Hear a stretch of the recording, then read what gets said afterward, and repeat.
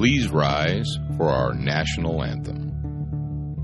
Oh, say, can you see by the dawn's early light what so proudly we hailed at the twilight's last gleaming, whose broad stripes and bright stars through the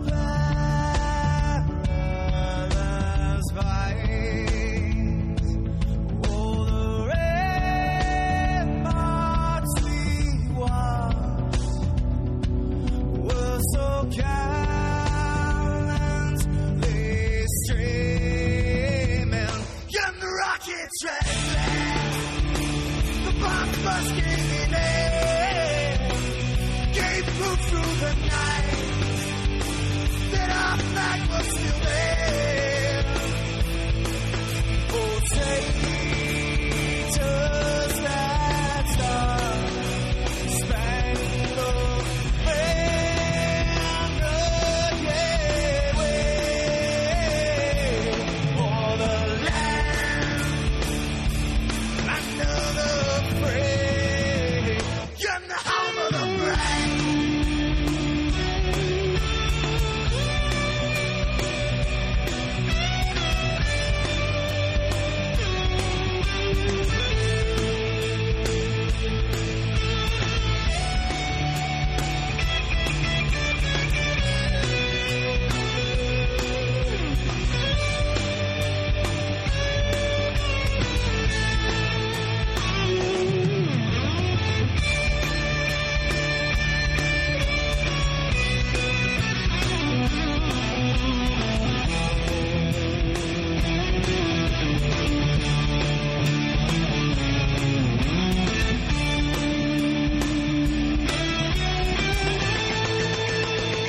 Because we are the brave.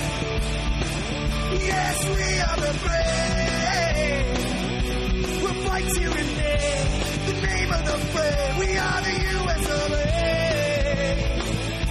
For those unaware, that flag is still there. It's our future to save. Stand of the brave, the U.S. of A.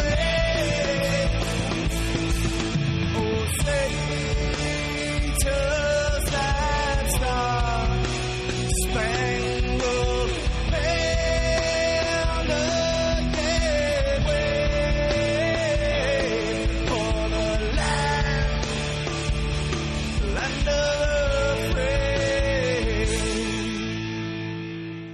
and the home of the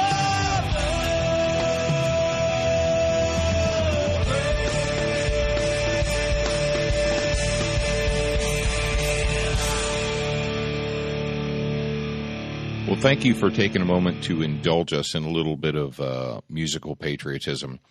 The reason that we decided to open this week's show with the national anthem, specifically Madison Rising's version of the national anthem, is because we were kind of taken by surprise this weekend over the supposed controversy over Madison Rising performing the national anthem at a NASCAR event.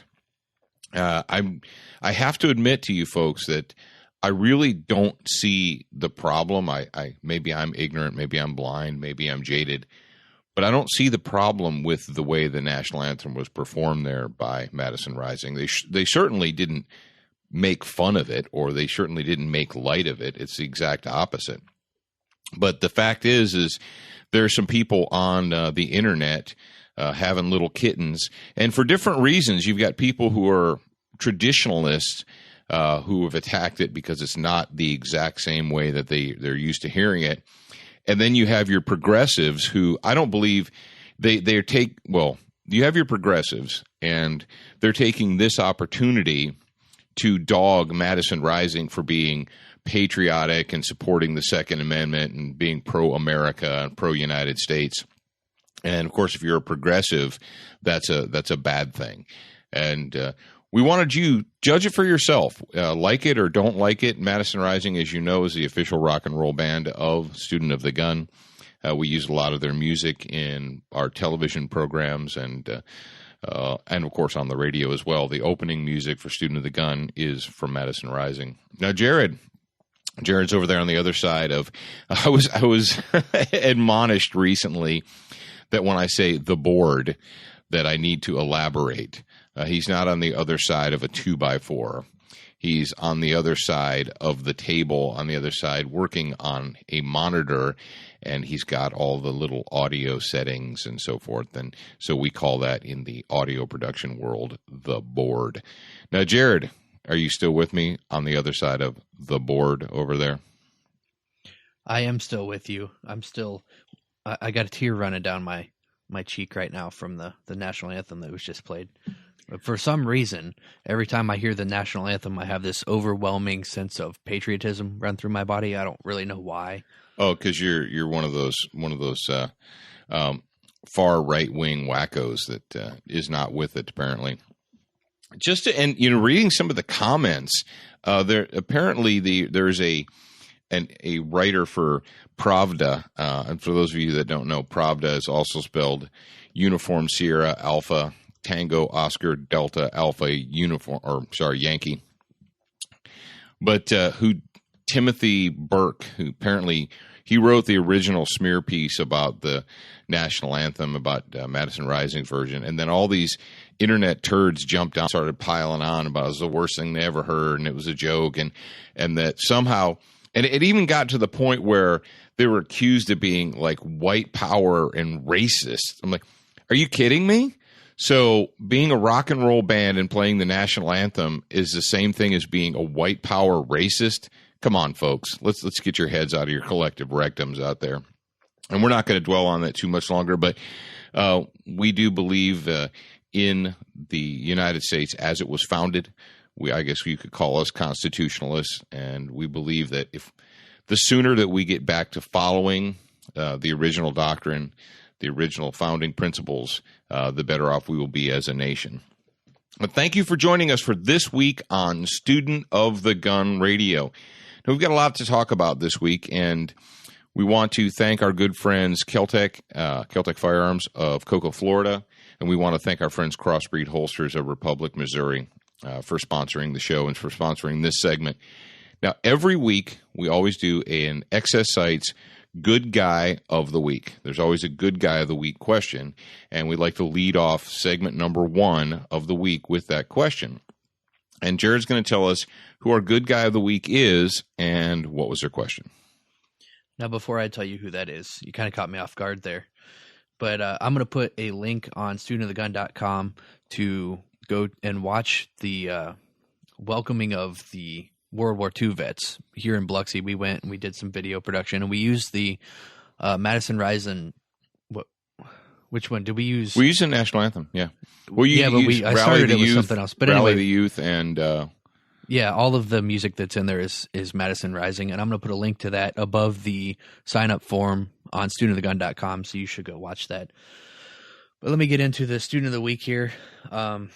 The Exercise Good Guy of the Week is Chris Forsbauer, and he says, with many scenarios and situations requiring going hands-on with an assailant, can you recommend, easy for me to say, a martial arts or defensive fighting style that is appropriate for beginners? Also, what place do choke and or submission holds and pressure points have in defensive fighting, and what would you recommend? Okay. Good question, Chris. And this is something that I think a lot of people have a real misunderstanding or misconception about. And I don't want you to get too far away from me, Jared, on this subject, because I'm going to go back to you because Jared, as many of you know, has choked people out into unconsciousness professionally and has beaten people into unconsciousness professionally in the octagon, in the ring. But when it comes to being a concealed carrier, an armed citizen, and going hands-on, that generally is one of the worst things that you can possibly do. Now, no, not every scenario is going to be a gun scenario. Not every problem is going to be a gun problem. We got to stay away from that. When you own a hammer, every problem looks like a nail kind of a deal. Not every problem that you're going to encounter out in the world is going to be something that should be dealt with a firearm. We got that. We understand that. But at the same time, if you are an armed citizen and you have a gun on your person and you go, quote unquote, hands-on with people, you start getting physical with them, whether it's punching, wrestling, rolling around the ground, what are the chances that that gun's going to end up somewhere that it shouldn't be? Either out of your holster, out of your pocket, out of your hands, or into the hands of your attacker? Well, chances are a little bit higher than I'd like to take. I'll give you a quick scenario that was, at least this was run down to me when I don't know if I was in the police academy, probably a police academy, or with one of my training sergeants, and they said that every once in a while you would get a dispatch. The dispatch would send you to a domestic violence or a fight or something, and they would say, oh, no weapons on scene. And first of all, and the sergeant that was talking to us, he goes, that's ridiculous. He said, how could a dispatcher know that? Because they asked people on the phone, they're like, oh, are there any weapons there? And they're like, no. Well, oh, okay. So we're supposed to take your word for it. And he said, are you going to the crime scene? And we all looked at him. We're like, well, yeah. He goes, well, then there's going to at very least be one gun there because you're taking it with you. And, as young police officers, we all kind of like, oh, yeah. He said, he goes, every scene that you go to is a scene that includes a firearm. He said, because at very least, you're taking one with you. And the reason that we were taught to consider that or admonished to consider that is how are you going to deal with these situations? And you need to be aware of what's going on with your firearm. You need to be constantly aware of whether or not it's secure and where your gun is in position to the potential bad guys. And if you have to wrestle with bad guys or fight bad guys, you need to understand that there's a chance that somebody could get that gun off of your body. Now, law enforcement holsters, duty holsters, generally have several, 1, 2, 3 sometimes security devices on them to keep the gun from coming out of the holster when it's not supposed to be, even if you're rolling around on the ground, active and passive retention devices. When it comes to concealed carry, very few citizens will carry concealed holsters that have multiple retention devices on them. Let's face it, most of us don't do enough practice to learn to not. Now, some of you do. I know some of you guys are there. Don't say I'm not, because I practice every day. Okay, congratulations. You practice every day, but most people don't. Most people are carrying them either in their pockets, in pocket holsters, or they're carrying them in, one of several types of concealed carry holsters, and most concealed carry holsters are just basically a passive retention system. They don't have snaps and buckles and straps and so forth. Now, some do, but many don't. And the last thing you want to do is to start rolling around on the ground with a potential bad guy. Now, you may have to do that. Yes, I understand. But that should not be your original plan of action. You always want to give yourself some type of an option versus going hands-on with a bad person. Because let's face it, the person who's attacking you, chances are that they're going to be younger than you, stronger than you, larger than you, or faster than you. Very rarely do small, feeble, weak, old people look at you and say, oh, I'm smaller and weaker and more feeble than you, but I'm going to attack you. It's not the way it works. It's the opposite way. It's because they're predators and they're looking at you as their potential prey. Now, that's why we've recommended pepper spray in the past. We recommend having some type of non-lethal, less than lethal force. Now, non-lethal is really kind of a misnomer because, a pencil, you could kill somebody with a pencil or a screwdriver or a butter knife or what have you. Doesn't mean its design is to be lethal, but it's less than lethal.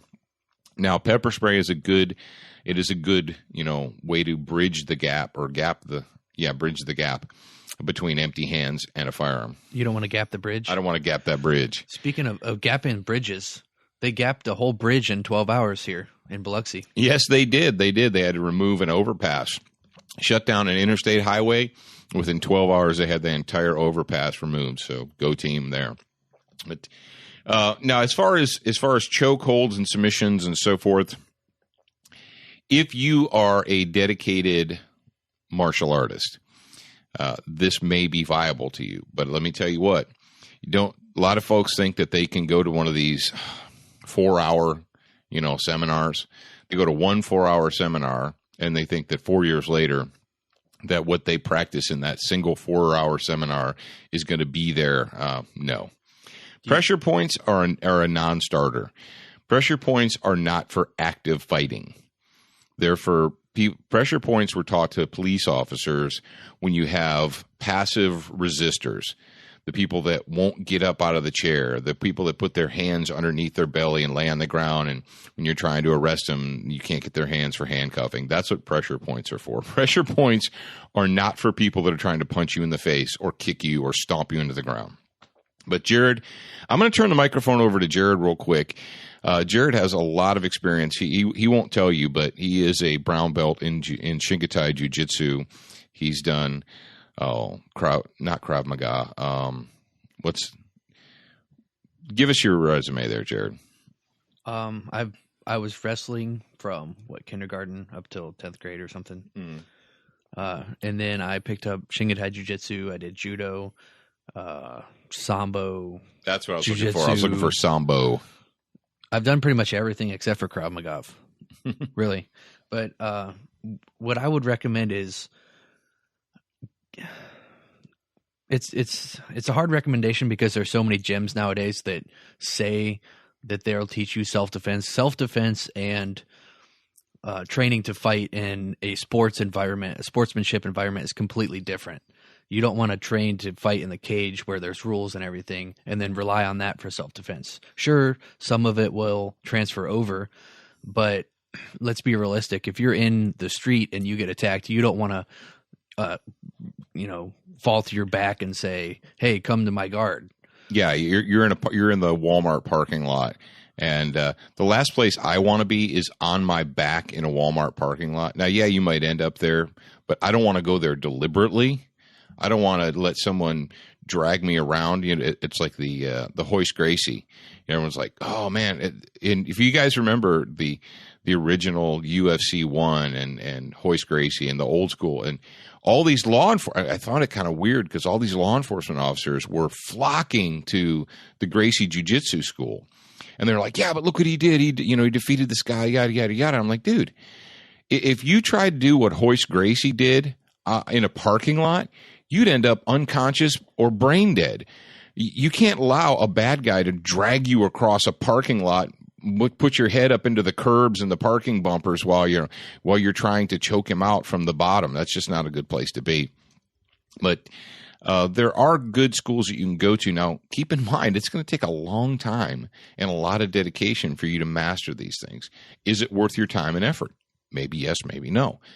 What we will say is, from Student of the Gun, is the worst, unless you are really, no kidding, a professional athlete, a trained professional athlete, the last thing you want to do when you're attacked by a human predator is to start going hands-on with them. Well, and sometimes maybe you'll get attacked from behind and you won't be able to control that situation.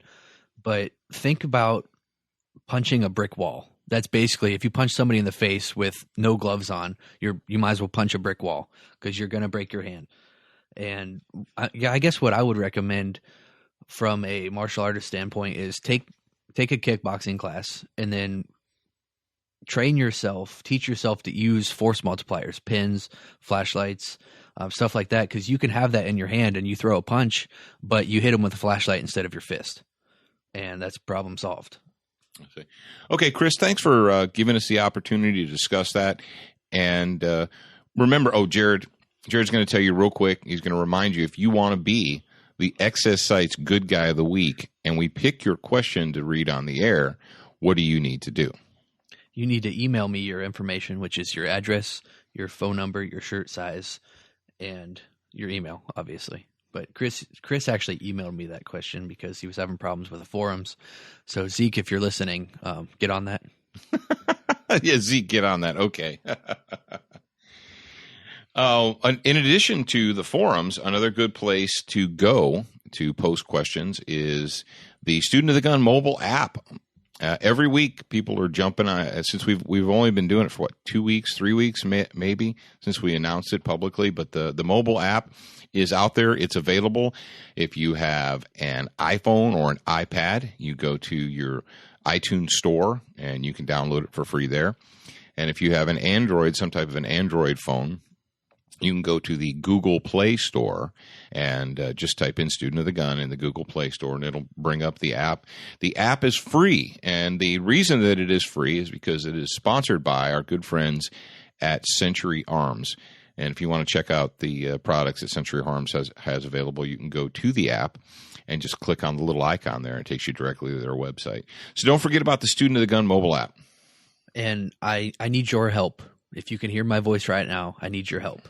If you are using the mobile app and you're having any issues whatsoever, we're on version 1 right now, and I'm compiling a list of things that need to be addressed. So if you could email me the problem or post it on the app or in the forum, just post it somewhere where I can see it. I will make a list, and once the list gets big enough, I will fix those problems.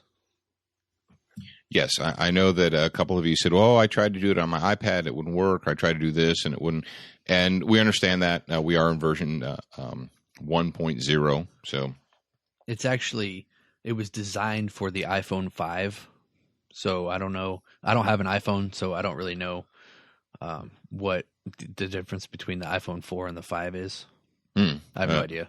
I don't either. I'm not an i guy, but let's get into the meat of the subject here. And we talk a lot on Student of the Gun. We talk a lot about gun rights and Second Amendment and the Bill of Rights and so forth. And a lot of people out there will pay lip service to the Bill of Rights, to the United States Constitution. You know, people like to go out and buy those "Don't Tread on Me" Gadsden flags. And, you know, or the "Don't Tread on Me" Gadsden flag T-shirts. You know, people like those T-shirts and bumper stickers. But, folks, defending your rights, you need more than a T-shirt, more than a bumper sticker, more than a banner to actually defend your rights. And it was put to me several years ago. I don't even remember who said it to me, but they said the only rights you have are the ones that you are willing to fight for. And I guess the title of this particular segment is, where is your line? Where is your line in the sand? Or is there a line? You know, some people say, well, you know, it depends. You know, it depends. Well, how far will you be pushed? Let's face it.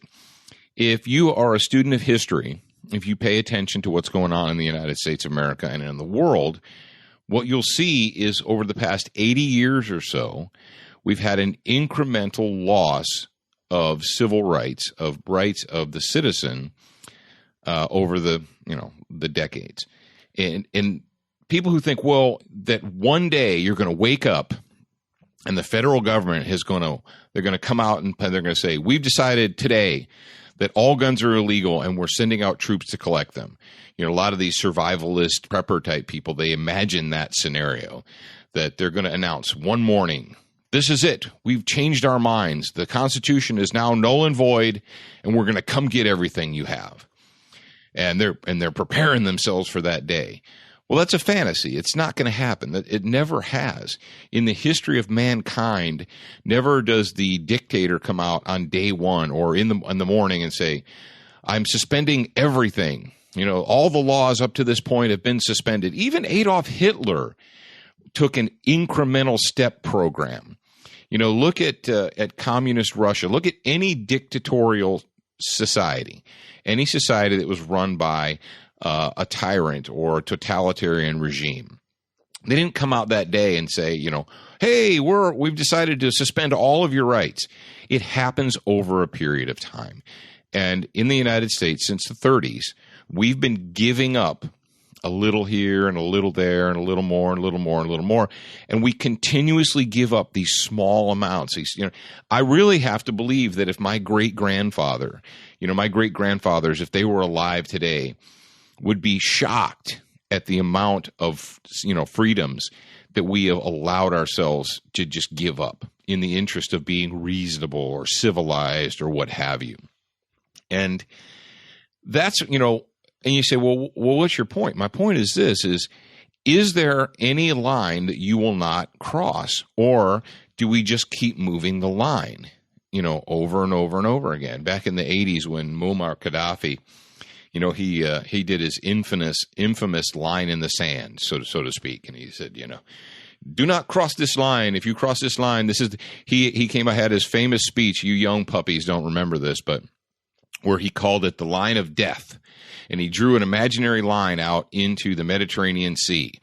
And he told America, the evil great Satan, that if any of your ships or planes cross this line of death, then we will destroy you.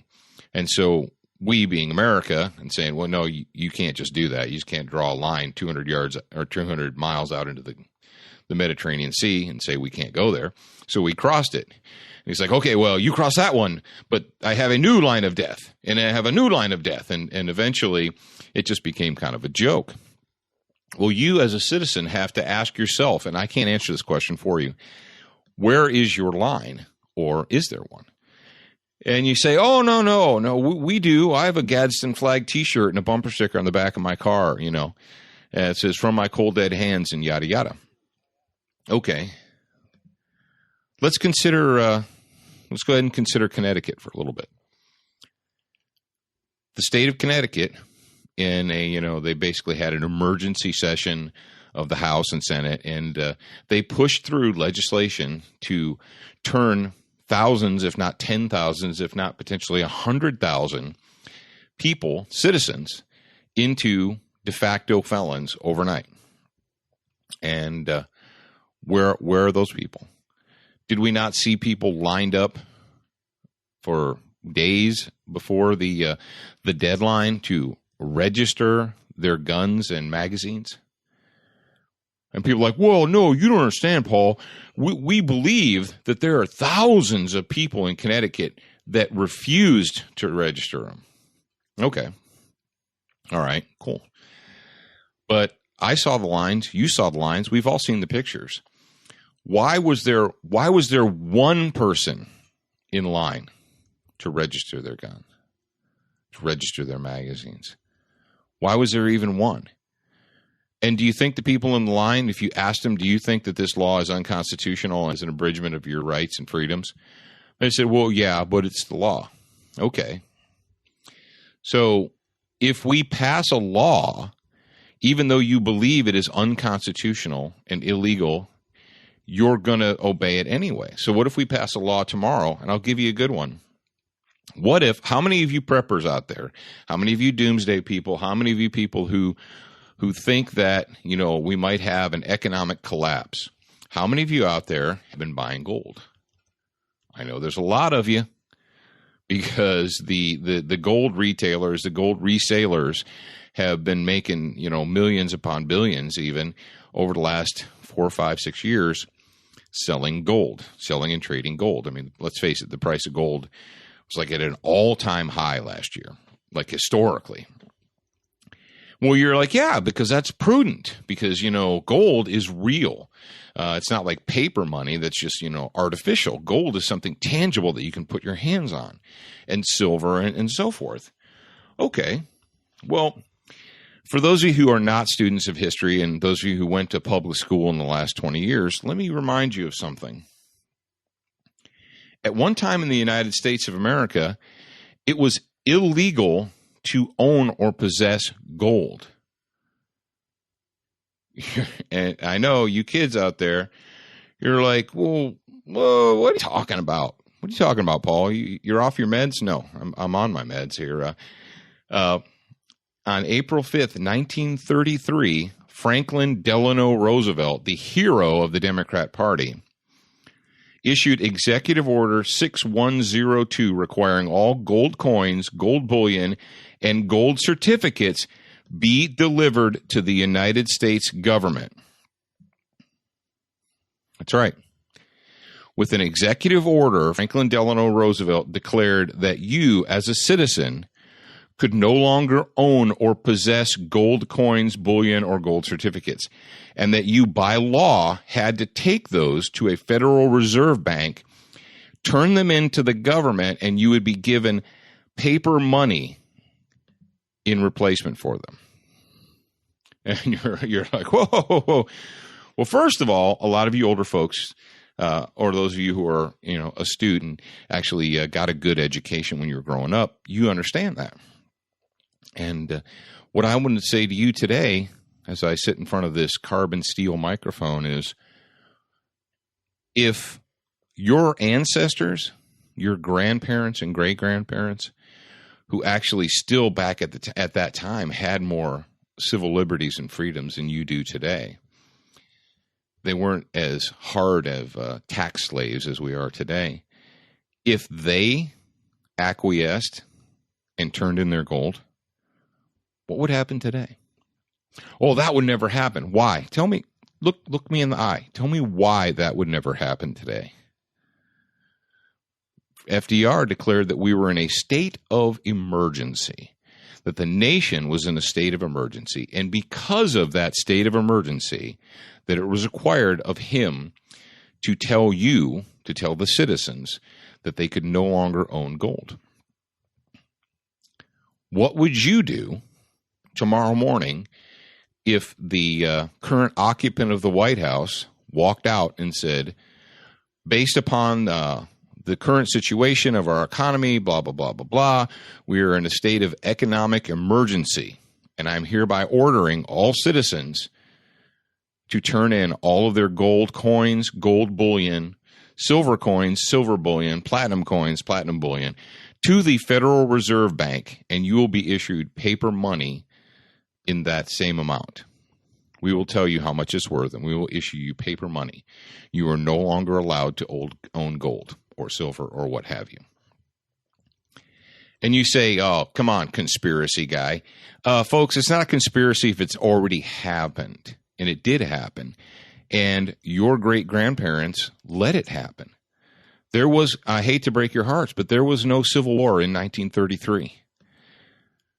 Texas and Florida and Georgia and South Carolina all remained parts of the United States. There was no Civil War in 1933. When FDR, and if you read, if you actually go in and read the after action, most historians, both legal historians and students of history, will go back and they look at that executive order and they say, yeah, there is nowhere in the Constitution of the United States that grants the president authority to take your property wholesale like that. There's that whole pesky Fourth Amendment and Fifth Amendment. There's that whole, due process of law before you can deprive someone of their lawfully owned property. Well, FDR, for the greater good, decided that you peasants didn't need to own gold. What would you do? Is there a line that you won't cross? Or would you go ahead and turn it in? Because, well, the president said I have to, and now that's the law, so I'm going to. Do you believe that executive orders that come out of the White House are laws? Or are they regulations? Are they laws? According to the Constitution of the United States of America, can the president create law from the Oval Office? Can he just get out his pen and make law? Pretty sure not, but I don't know. Maybe you might want to go and double check on that whole Constitution for me. Now you say, Paul, this is a student of the gun. Talk about guns. Okay, I'll talk about guns. We had FDR declared because it was a state of emergency, because it was important, you could no longer own gold. President of the United States. Could the current occupant of the White House walk out onto the into the Rose Garden, stand in front of a microphone and say, right now it is just too dangerous in the United States of America, and in the interest of safety, blah, blah, blah, blah, blah, I'm hereby declaring that all semi-automatic self-fed rifles, are illegal, and you must turn them in to the nearest law enforcement officer. and it's Executive Order 619078-4. And will you do it? Would you do that? Well, he said I have to. Where is your line? Is there one? You have to answer that question yourself. And you shouldn't be answering it based upon emotion. You should answer that question based upon education, based upon what do you know is the law. And do you believe that the occupant of the White House can simply walk out, take his pen, create a law, and implement it? And if you do, I don't even know why you're here listening to me, but you have to ask yourself, is there a line which you will not cross? Now, I'll back it off a tick. You say, oh, well, come on, you crazy Second Amendment conspiracy people. All right, let's make it a little more reasonable for you folks out there. Let's say that the occupant of the White House decides that they're going to pass the universal gun registration law, and that everyone who owns any firearm that can be fed with a detachable magazine must register that arm with the chief law enforcement officer of your county or city or what have you. That it is now the law, based upon Executive Order 8000-9, that you must, by such and such date, register your magazine-fed semi-automatic firearms with the, Bureau of Alcohol, Tobacco, and Firearms, or with the local sheriff's department. Will you do it? Will you take all of your information down there and register your guns, where you live, where they are, what they are, how many you have? Will you do it? Or will you not? And let's say that they attach to that penalty, they say, well, this is now the law because I said so. And if you don't do it by January 1st, you are now a felon. You are a Class D felon. Will you let yourself become a Class D felon, or will you get in the long line and surrender? Where is your line? Ask yourself that. All right, Jared, how are we doing on time over there? We are at 37 minutes. All right, well, we're going to go ahead and talk about this. This is a little bit of silliness that came to us. We saw it because someone shared it from Yahoo News, and it was originally published on ABC News. And a friend of mine, my buddy Sonny, who was raised in the Soviet Union, in the former Soviet Union, and many years ago, more than a decade ago, emigrated to the United States and became a citizen of the United States. He said that the United States media has become a greater propaganda machine than Pravda ever thought it could be. He said they're to the point now where they're an even more effective propaganda machine than the former Soviet Union ever had or ever wished to be. But the story says, Gun Club for Liberals, the UN-NRA.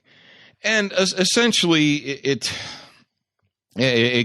talks about this, liberal guns and how you don't have to be one of these right-wing, pro Second Amendment NRA, people to be a gun owner.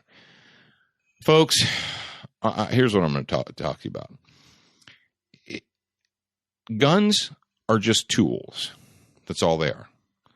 They're not magical. They're just tools. And this debate that we're having in the United States of America today is nothing new. It's been going on for the entire history of the human race. Who gets to own the swords and who doesn't? Now, today, the swords go bang and they have gunpowder and ammunition and so forth. But the entire history of man, there have been governments who have decided that you peasants cannot own swords or spears or bows and arrows or crossbows or what have you. Today, in year 2014, we have guns. We don't focus so much on swords, but 300 years ago, 400 years ago, the peasants couldn't own swords because it wasn't good for them, because they might rebel, because they might not agree to pay their taxes on time. And telling me that, well, yeah, you're a liberal Obama voter, but you own guns too, so I should be impressed by that? Sorry, folks, I'm not impressed. It's not about the ownership of an object. It's about loyalty. It's about where do your loyalties lie. It's about faith and allegiance to the United States Constitution and the principles upon which this nation was founded. You don't become a de facto patriot just because you walked into your local sporting goods shop and you pulled out your credit card and you bought a handgun or a rifle or a shotgun. That doesn't make you some kind of a de facto patriot. And it's laughable to me that these people, that they get these self-proclaimed liberals and self-proclaimed Democrats and self-proclaimed Obama voters. And they're like, see, we're gun owners too. Oh, we're gun owners too. You know what I say to that? BFD. If you voted for Comrade Barry, if you think that a centralized United States, any government, has the right and authority to tell people what they can and cannot have as far as health insurance, taxes, and so forth, if you think that a centralized government is the arbiter of all that is fair in the world and that it's the government's job to make everyone's life fair and equitable, you're not my friend. You're not my ally. You are not an ally to liberty and freedom-loving people in the United States. You're simply a person who went into a store, took your driver's license and your credit card, and you bought an object. And let me tell you what, you're telling me that those same progressive, liberal, hippie, Democrat, dope-smoking maggots, if their Messiah comes out tomorrow and says, you know what, I've decided you don't need to have those anymore, turn them in. Are they going to keep them? Are they going to walk them down to the local police department and turn them in? You tell me. I'm not impressed. And if you're a follower of studentofthegun.com, if you're a follower of our social media, you'll see that we actually I addressed that in an article. Being a gun owner is not enough, like several months ago, because I'm sick of these people that think that somehow that purchasing an object makes you some kind of a de facto patriot, or I have to listen to you because you own a gun. Oh, I'm a proud Obama voter, and I'm a union member, and I'm a this and I'm a that, and I'm a gun owner. And so you have to listen to me. No, I don't. I don't have to listen to you because you bought a gun. Okay, if you're a progressive liberal and you think that the central government has the right to dictate everything I do, from what I eat to what I drive to what kind of health care I own, you're not my ally and you're not my friend. So go away. And when it comes down to it, when things get hard, all of you progressive, liberal, Democrat, Obama voters who also happen to own guns, should I think, well, I can rely upon you to make good decisions? Sorry, probably not. And you may have friends, you may have, people that you work with or neighbors or whatever. They're like, oh, they've got Obama stickers on the back of their Prius, but they also own guns, so they get to be part of the group. No, they don't. I'm not impressed. Purchasing an object does not express your allegiance. So you can put that in your crack pipe and smoke it. Hey, Jared, you want to talk about one more topic before we go to the break? Yeah, we got about 7 minutes left. Okay, let's talk about this next one. This next story, actually, it disturbed us. We found it very disturbing, and we were going to talk about last week, and we didn't get time to get to it. But this comes to us from Fox News Insider. It says 911 call released after, quotes, hero dad saves his daughter from a road rage attack. And essentially, the way the story plays out is this gentleman in North Carolina picked up his teenage daughter from school, got out on the road, and some nutbar, some crazy guy, comes up behind him and apparently thought they cut him off or got in his way or did something, and starts ramming into their car. Well, they released the tapes, and this guy's on 911 telling them that he's on the highway, that the guy's trying to run them off the road. While he's on the phone, the guy crashes into the car. You can hear the daughter screaming. And so you're probably thinking, as a student of the gun, you're out there thinking, well, the hero, dad, he obviously had a firearm, and he used that firearm to defend his daughter. Not so fast. We read the entire story, and with the dad, drives off the highway, gets off the road, goes into a Whole Foods store parking lot, and this crazy guy, this lunatic, runs up and breaks the window of the car and is trying to get at them. So you're like, okay, he smoked them, right? No, he didn't. The dad was able to distract the guy long enough to tell the daughter to run into the Whole Foods store, and then he runs in after. The guy runs into the store after them. Now, fortunately, the police eventually showed up and got this dude. All right. So fortunately, the father and the daughter did live, although they're pretty seriously traumatized. And the guy even attacked they sent EMS and firefighters because it was a crash and all that, and the crazy guy actually attacked them too. Now you say, well, I know some of you out there are like, well, Paul, even if this guy had a firearm, it would have been unlawful for him to use it to protect himself and his daughter because the guy attacking them didn't have a gun too. Well, let me ask you this. What is the definition of deadly force? Do you have to be in possession of a firearm to cause deadly force to another person? You're like, no. That's right, no. Can I kill you with a car? If I deliberately smash and I'm going to talk about an accident or a wreck or an oops or negligence. I'm talking about me. If I deliberately take my truck and I smash into your car and run you off the road, can I potentially kill you and the occupants of your car? Well, yeah. Okay, so that's deadly force. If I run you off the road, then I run up to your car and I smash your window out and I try and pull you out of the car. Do you believe at that moment in time that you would be in fear of death or serious bodily harm? What do you think? I just run you off the road, smash into your car, drive you into the ditch, run up to your car, smash out your driver's side window, and try and pull you out of the car. And you're thinking, well, this guy might just be having a bad day. Or do you think this guy is insane and he is threatening me with death or serious bodily harm? In that instance, could you use the appropriate amount of force to stop that person? And the reason we bring that up is because it says hero dad saves daughter. Well, I'm glad that this guy in question was able to get his daughter to safety and was able to use his mobile phone. But as we talked about before, there have been situations, there was just one situation where a road rage incident where the road rager, ran the guy, chased him for miles, eventually ran him off the road and killed him. And it didn't matter how many times the guy called 911, no one was there to save him. If you're a dad, if you are a mom, and you want to be able to save your children's lives, don't you think you should be in possession of the tools that you might need to save their lives? And this wasn't a guy in a bad neighborhood. He wasn't driving downtown at midnight in, the seedy part of town. This is a guy who's picking his daughter up from school in the middle of the afternoon. And for those of you who think that, well, I don't carry because I don't go to bad neighborhoods. I don't carry because I'm not out there looking for trouble. You're deluding yourself.